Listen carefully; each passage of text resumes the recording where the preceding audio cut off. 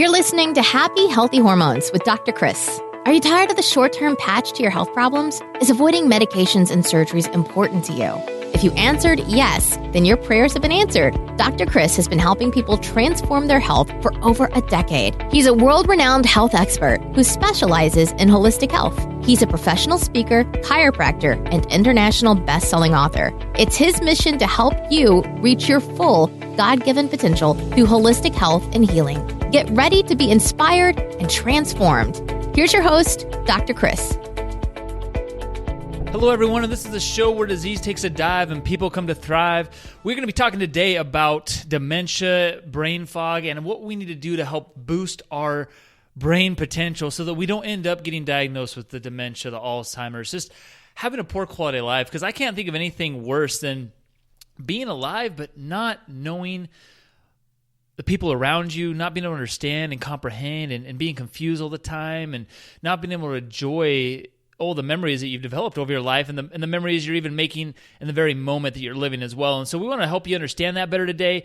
Hope you understand what you need to do to avoid the right now 5 million Americans that are being affected by this. In fact, every 67 seconds, someone is developing a form of dementia and Alzheimer's, and it costs a ton of money to take care of yourself when you've developed a disease like this. I mean, there's a lot of assisted living, a lot of 24-hour care. In fact, it costs an estimated $220 billion every single year to take care of individuals who have lost their cognitive ability. And so we really want to help you understand that the golden years, man, they're just not quite the golden years like they used to be. Right now, 1 in 3 seniors dies with some form of dementia. And so this isn't how we were designed to live. God did not design us to lose our minds as we got older. Our minds were designed to be strong. In fact, our brains can actually develop new neurons as we get older. So there is no reason why this should be such an epidemic and why it should be affecting younger and younger individuals, because as you're going to see today, it is not just the old person's disease anymore. Dementia is being diagnosed in people's 40s now. So you are not immune to this because you are in your 30s, 40s, 50s, 60s, 70s. This is not like an 80 and 90-year-old disease. This is something that's real, and it's the things that you are doing today, the changes that are happening in your lifestyle right now that are going to determine whether or not your brain is breaking down and you start to develop the dementia and the Alzheimer's in your future. So to give you a little peace of mind, all right, your brain is capable of producing new brain cells at any age. So significant memory loss is not inevitable. It's really a result of being proactive in your health, but it's not a result of aging. That might be common in our country, but it is not the normal. But just as it is with muscle strength, if you don't use it, you lose it. So if you aren't challenging yourself on a daily basis, if you're just sitting there looking at your iPhone, scrolling through Facebook, just watching TV all the time, not challenging your brain, you're going to lose it. And I mean, I'm just as guilty about this as anyone else. You know, we get on our iPhones, our technology, and we can get lost in that sometimes. But we really got to create better habits for ourselves. And so look at your lifestyle. Look at your health habits. Look at your daily activities, because those are going to have a huge impact on the health of your brain. No matter what age you are, there are a ton of ways you can improve your cognitive skills, prevent memory loss, and really just protect what we call the gray matter. The gray matter is where all the magic happens. Right? This is going to keep you young and strong in your state of mind. So when you look at your mental abilities, they're largely, unaffected by normal aging, such as your ability to do things you've always done and continue to do often, the wisdom and knowledge you've acquired from your past life experience, your just innate common sense, like knowing if you step off of that cliff, you are going to die, right? Gravity plays a role in that.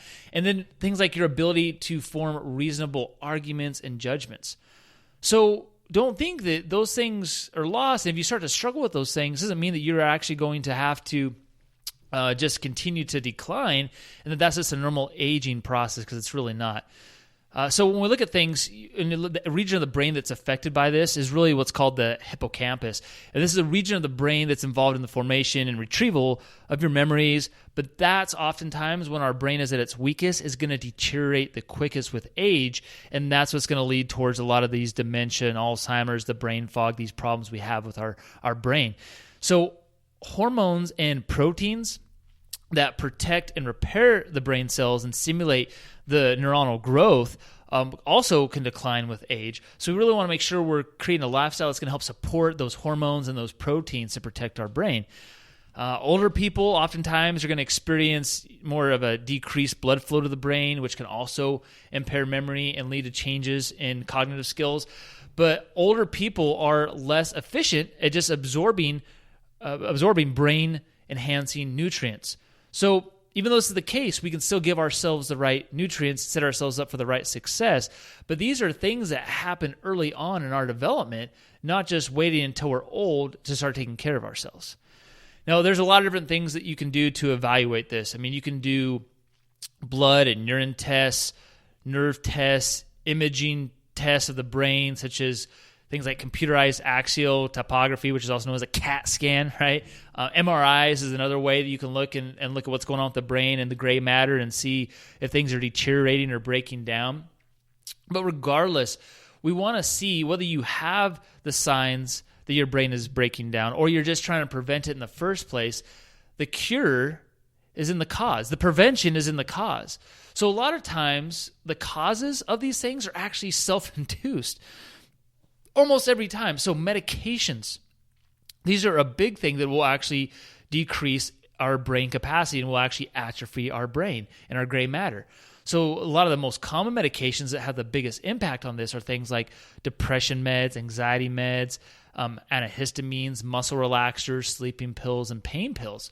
So if you're taking those things, even if it's what you think is a not all the time basis, they're still going to slowly break down your brain. If you're taking them on a consistent basis, that's going to break you down a lot faster. So you've got to find a way to create a solution to not have to be dependent on those medications.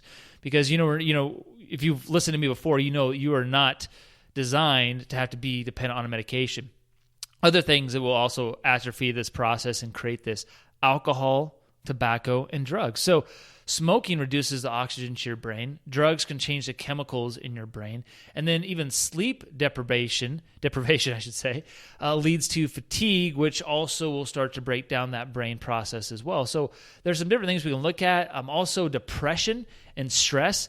If you are constantly going through that, you're constantly stressed day in and day out, emotional trauma, it's going to create that difficulty to focus. It's going to start to break down that brain as well. So really, are you doing things to de-stress? Are you looking at a better way to perceive that stress as well? And then also nutritional deficiencies. So especially with the proteins and the good fats, some really important vitamins that you want to look at are vitamin D3, vitamin B as in boy 1, and B12.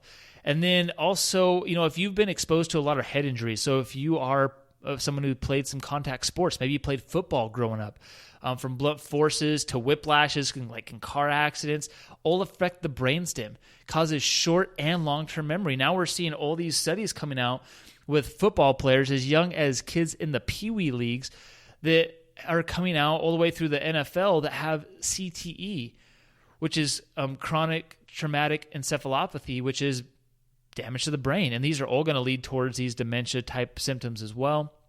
And then, obviously, when we look at dementia itself, really linked to things like Alzheimer's, flu shots, toxins, and inability of the brain to repair itself because of these exposure to a lot of toxins.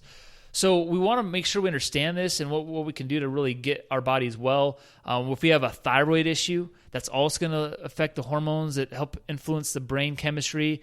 So it's also going to make you more disposed to having that dementia and Alzheimer's. And if we just have more chronic infections in our body, even the low-lying infections that don't necessarily cause symptoms all the time, will also start to break down the body as well. So there's different things to look at, but let's look at what most people do. Most people look towards medications, right? They just look at trying to treat a symptom, but that's not where it is. If you're going to treat things, if you're going to go that route, we got to get to the underlying issues there. And so you need to use things like natural supplementation, working on things like overcoming the depression. I really love just doing some daily habits you can do at a lower level aspect, which is just drinking things like green tea, having dark chocolates, lots of omega-3s, even ginkgo biloba are great for cognitive health because they have a lot of brain antioxidants. And these are great because they have other cognitive benefits too, which include things like increased attention, faster memorization speed. It's showing that 120 milligrams a day of like the ginkgo biloba are great because it actually helps you boost that brain energy, and it actually works as a brain enhancer also. So I love that. It's really just great for improving the quality of memory. Just 120 milligrams a day is a little on the lower side, but you'll want to boost that up to at least like 240 to 360 milligrams a day. That's like really where the sweet spot is. So 120, like bare minimum, if it was like a child maybe, but definitely adults, 240 to 360. Rhodiola, these are adaptogenic herbs. These are great for just associative thinking, short-term memory, calculation, ability to concentrate, speed of audio and visual perception as well. So those are all great ways you can just start to, improve your odds of not getting this kind of thing and really being preventative in that process as well. And the best things I love in being preventative, like those things I just talked about, are things you can use for people that are dealing with those issues right now. But then also being preventative is where it's really at, right? And so exercise regularly. Exercise is actually shown, research shows this hands down, it grows brain cells and it increases your blood supply to your brain, which is all going to help nourish that brain. Stay social. People that are involved in clubs, churches, groups, they live longer. So definitely want to make sure you're being active with that. And then have a balanced diet, high in fats, quality protein. These are all things that feed the brain. Really, obviously, get rid of the sugars and the processed foods because those all damage the brain. And making sure you're perceiving stress in a normal, healthy way. High cortisol levels are going to damage the brain. So if you're always in that constant fight or flight mode, it's going to break your body down as well. And then really get intentional about exercising the brain. Crossword puzzles, reading, playing games, learn new skills, take on a new project. I love like apps like Lumosity or Elevate. These are just little brain teasers you can do for 5-10 minutes a day that'll help boost that brain level as well. And then obviously make sure you're getting the nervous system checked and detoxing your body. If you're not doing at least some kind of bi-yearly detox on a lower level, and then maybe if you need to, if you have more symptoms, maybe you need to do a more intense chelation or some other higher form of a detoxification of your body. And that's going to be really important because the longer those stay in your body, the more they're going to break down. And that's really right now in our society, in our culture today, that's where the stem is coming from, is really the toxicity that we're exposed to and is in our lives on a daily basis. So hopefully you learn some things today. Hopefully you can start to take advantage of some of these key habits you can start to change today. Because remember, your body needs no help healing, just no interference. Thanks for listening, and we hope you enjoyed today's episode. Please help more people in reaching their fullest potential and rate, review, and subscribe to this podcast. For show notes and other free resources we mentioned today, go to newedgewellness.com.